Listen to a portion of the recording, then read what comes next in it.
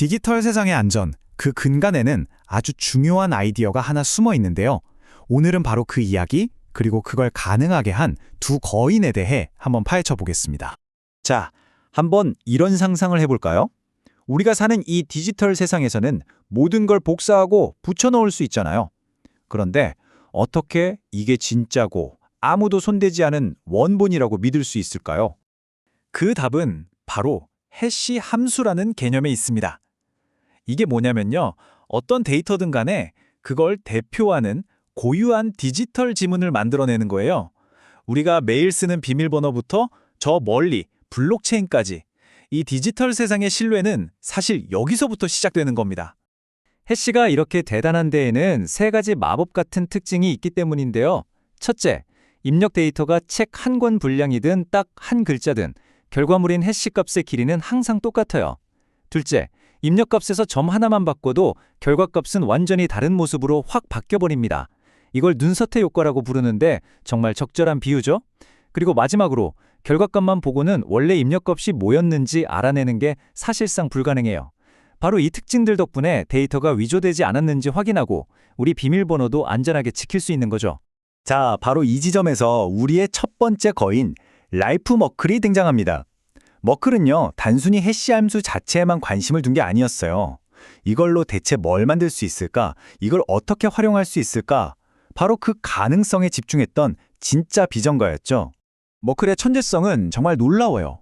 그는 보안이라는 게 단순히 뭔가를 꽁꽁 숨기는 데서 오는 게 아니라 데이터를 어떻게 구조화하느냐에 따라 만들어질 수 있다고 생각했던 거죠. 생각의 전환이었어요. 그래서 그가 발명한 게 바로 이 머클 트리입니다. 아주 기발한 방법인데요. 데이터 조각들의 해시를 구하고 그걸 또 둘씩 짝지어 해시하고 이 과정을 계속 반복해서 결국 단 하나의 최종 해시, 루트 해시를 만들어내는 거예요. 이게 왜 그렇게 혁명적이었냐면요. 생각해보세요. 수백만 개의 데이터가 있다고 쳐요. 그중 딱 하나가 진짜인지 확인하고 싶을 때 예전 같으면 그 수백만 개를 다 봐야 했겠죠. 하지만 머클트리 덕분에 맨 꼭대기에 있는 그 짧은 루트 해시 하나만 확인하면 전체 데이터가 안전하다는 걸 증명할 수 있게 된 겁니다. 엄청난 효율이죠.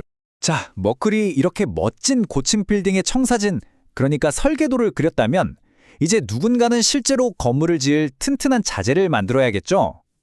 바로 그 역할을 한 사람이 우리의 두 번째 거인, 로널드 리베스트입니다. 리베스트는 MIT에 있던 아주 실용적인 사람이었어요. 그의 머릿속엔 다른 질문이 있었죠. 이 좋은 해시 함수, 이론으로만 말고 실제 컴퓨터에서 빠르고 안정적으로 돌아가게 만들려면 어떻게 해야 하지? 바로 이 현실적인 문제에 집중한 겁니다. 그 질문에 대한 그의 대답이 바로 이 MD 알고리즘 시리즈였습니다. 당시 컴퓨터 환경에 딱 맞춰서 속도와 사용 편의성을 극대화한 그런 함수들이었죠. MD2부터 시작해서 MD5까지 계속 발전해 나갔어요. 이게 정말 중요한 포인트인데요. 리베스트의 이런 작업 덕분에 해시라는 개념이 그냥 연구실에만 머무는 게 아니라 우리가 매일 쓰는 파일 검사나 비밀번호 저장 같은 일상 속으로 들어올 수 있었던 겁니다. 이론을 현실로 끌어들인 거죠. 자, 그런데 여기서 진짜 흥미로운 이야기가 시작됩니다.